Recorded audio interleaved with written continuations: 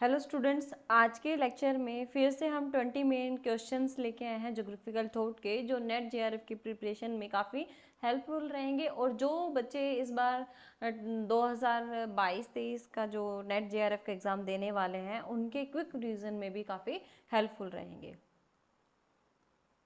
तो सबसे पहले हम बात करते हैं डार्क एज की। अंधकार युग का प्रभाव पड़ा। अंधकार जो युग है उसमें सबसे ज़्यादा जो प्रभाव पड़ा है वो ईसाई धर्म ग्रंथों का पड़ा है। ईसाई धर्म ग्रंथ जो है वो सबसे ज़्यादा इम्पैक्टेबल रहे हैं आपके डार्क एज में। क्यों? क्योंकि इस टाइम जितने भी जो ज्योग्राफिकल जो थॉट्स थे उसमें यूनानी, रोमन जितने भी थिंकर्स थे या भूगोलवेता थे, उनका जो काम था, कंट्रीब्यूशन था, वो अंधकार युग में बिल्कुल ही नेग्लेक्ट सा हो गया था। या आप ये कह सकते हो कि उस समय ना कोई नई खोज हो पाई थी, ना ही कोई नए सिद्धांत आ पाए थे, ना ही किसी नए विषयों पर चर्चा हो पाई थी। तो इसी वजह से इसको डार्क एज कहा जाता है, क्योंकि जो भूगोल है उसके क्षेत्र में कोई भी विकास इस समय नहीं हो पाया था। परंतु यहाँ पर यह भी कहा जाता है कि जो अंधकार युग है, इस युग में सबसे ज़्यादा जो कंट्रीब्यूशन दिया था वो अरब भूगोलवेताओं ने दिया था। इसके बाद क्या है, टी इन ओ का अर्थ क्या है? ये पहले यूजीसी नेट में पूछा भी जा चुका है। टी इन ओ क्या है? तो ऑर्बिस टेररम जो है ये टी इन ओ की फुल फॉर्म है। अब टी इन ओ था क्या, ये भी पूछ लिया जाता है काफी बार। तो अंधकार युग में विश्व मानचित्र की जो आकृति थी वो कैसी थी? टी इन ओ के जैसी थी। इसके बाद एक और मेन क्वेश्चन आता है, अरब मानचित्र कला में सबसे प्रसिद्ध जो भूगोलवेता हैं वो कौन से हुए हैं? तो अल इद्रिसी जो हैं वो अरब मानचित्र कला में सबसे प्रसिद्ध भूगोलवेता हुए हैं। इसके बाद आता है अमेरिका की खोज किसने की थी? तो अमेरिका की खोज कोलंबस ने की।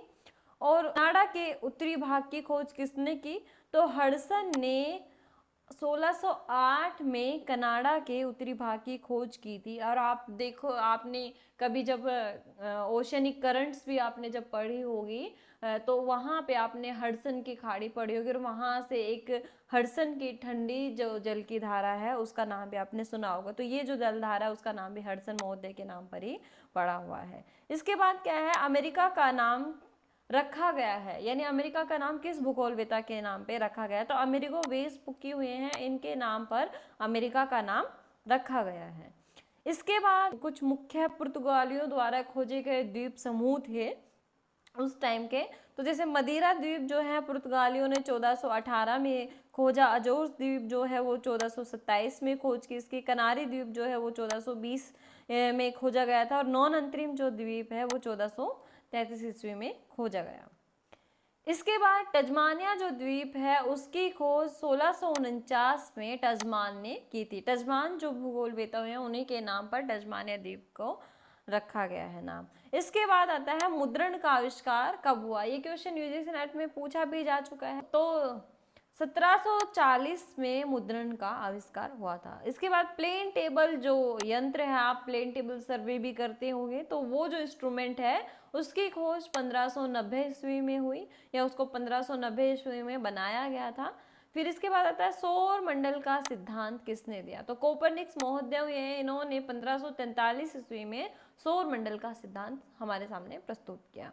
इसके बाद आता है संसार का प्रथम जर्मन विद्युत तंत्रीय भूगोलवेता कौन सा है?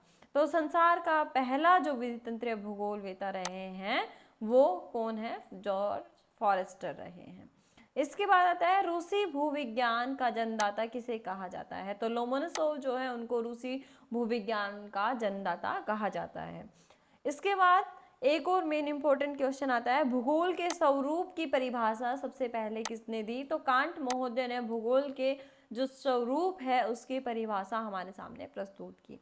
इसके बाद आता है पृथ्वी का मानवीय ग्रह के रूप में सबसे पहले किसने माना? यानी क्या है, जो अर्थ है वो ह्यूमन का एक हाउस है, या फिर आप ये कह सकते हो ह्यूमन का होम है अर्थ। तो मानव ग्रह के रूप में जो माना वो कांट महोदय ने इसको सबसे पहले माना।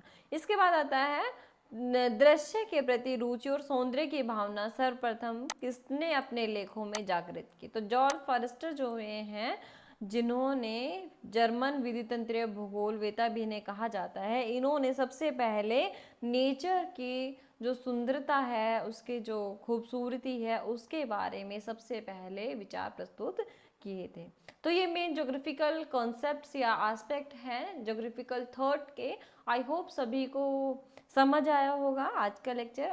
नेक्स्ट लेक्चर में हम डिस्कस करेंगे और नए मेन एस्पेक्ट्स और नए नए क्वेश्चंस कौन कौन से इंपॉर्टेंट है जो इसी नेट के एग्जाम के लिए। Thank you.